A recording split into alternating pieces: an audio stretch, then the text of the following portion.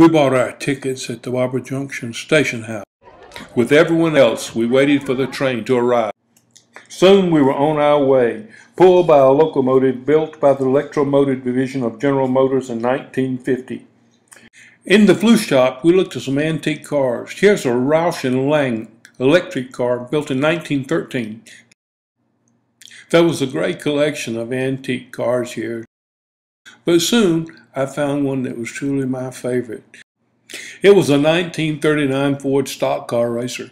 I'd seen cars similar to this race when I was a boy, but this one, it was really great, with high compression heads for more performance. Unfortunately, the young man that raced it died in an accident in Darlington.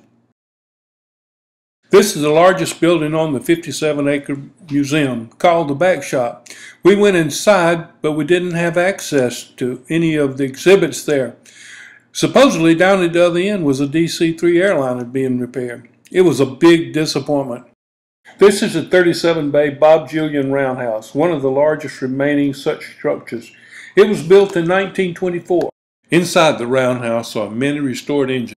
This 280 consolidation type locomotive was built in 1926. The signage tells you all about the exhibits. Here are a couple of electric units, long before alternative fuels were popular. Let's take a look at this caboose. Okay, you gonna let me climb up here? Mm-hmm. I'm just gonna go this far. Look around. Then I'm gonna come back down. So you know what these are made for, right? Why this little area is up here? Mm-mm. That's so they could get up there and they could look and see if the train has started any fires on the tracks. Time to look at something else. This is a Shay type locomotive built in 1925. Notice the cylinders are vertical, like those on a steamship. This 460 10-wheeler was built by the Baldwin Locomotive Works in June 1913. Duke Power Company used this small locomotive as a switcher in one of its utility plants. A railroad executive would have traveled in this car in the early 20th century. These were very plush, like the hotels of the day. They had all the comforts of home while on the move. This U.S. Army hospital car was built in 1945 and used during the Korean War.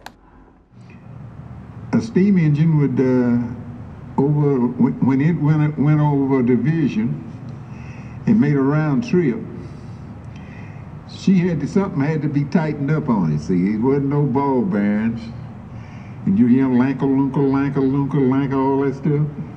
And a diesel, just like your car, they run it, and do nothing to it. Nothing to do, put some oil in it and let it go. Here, engines and other rolling stock are restored for display to the public, such as these two diesel locomotives. Here is one of the engines from one of the diesel locomotives. In the mirror, you can see the valve train of the engine. A reproduction of a Wright Flyer is on loan to the museum.